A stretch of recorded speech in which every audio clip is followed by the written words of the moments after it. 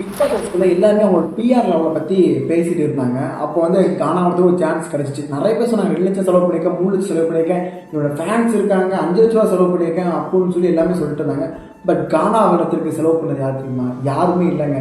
ஆள் தனி மனுஷனா கிராண்ட் ஃபைனல் போகிறதுக்கும் அண்ட் டைட்டில் வின் பண்ணுற சான்ஸும் யாருக்கு அதிகமாக இருக்குன்னா இவருக்கு மட்டும் தான். அவர் வெளியே போய் பிஆர் லெவல் பண்ணுறதுக்கு மணி சுத்தமாகவே இல்லை. அவர் என்ன சொல்லியிருக்கேன்னா, எனக்கு வெளியே போனால் அவ்வளோ கடன் பிரச்சனைகள் இருக்குது, வீட்டு வாடகை கட்டணும், இஎம்ஐ இருக்கு, இல்லாட்டி இஎம்ஐ கட்டணும். இஎம்ஐ அக்கா பொண்ணு கட்ட கட்டில் பீரோலாம் அந்த இஎம்ஐ இருக்குது, வாடகை இருக்குது.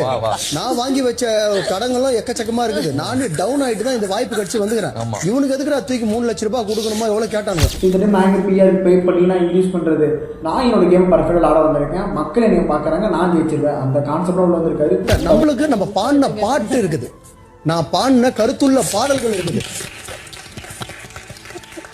கமல்தனா இருக்கட்டும், ஒரு திவ்யாவாக இருக்கட்டும், பார்வா இருக்கட்டும், பிக்கல்ஸ் டீமாக இருக்கட்டும், ஸோ எல்லாமே பார்த்து ஒரு டீம் இருக்குது, ஒரு அமௌண்ட் கொடுத்து பிஆர் இன்க்ரீஸ் பண்ணுறதுக்கு பண்ணிட்டுருக்காங்க. பட் நம்ம கானாவர்த்தனை அப்படி பண்ணவே இல்லை.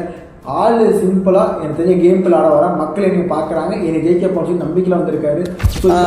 ஃபர்ஸ்ட் ஆஃப் ஆல் என்னை வந்து இசை கலைஞர்கள் என்னை இவ்வளோ நாள் இந்த வீட்டில் என்னை வச்சிருக்கிற ரசிகர்களுக்கு, ஓட்டுப்பட்ட ரசிகர்கள் நன்றியை தெரிவித்துக் கொண்டு, ஸோ இப்போ நீங்கள் சொல்லுங்கள், கானா வந்து டைட்டில் வின் பண்ண சான்ஸ் அதிகமாக இருக்குன்னு சொல்லி, அண்ட் கானா வந்து டைட்டில் வின் பண்ண நினச்சினா மறக்காமல் கம்மியாக ரெட் கலர் போட்டு தெரிஞ்சுக்கலாம். அண்ட் இதே மாதிரி அப்படி நம்ம சப்ஸ்கிரைப் பண்ணிக்கோங்க.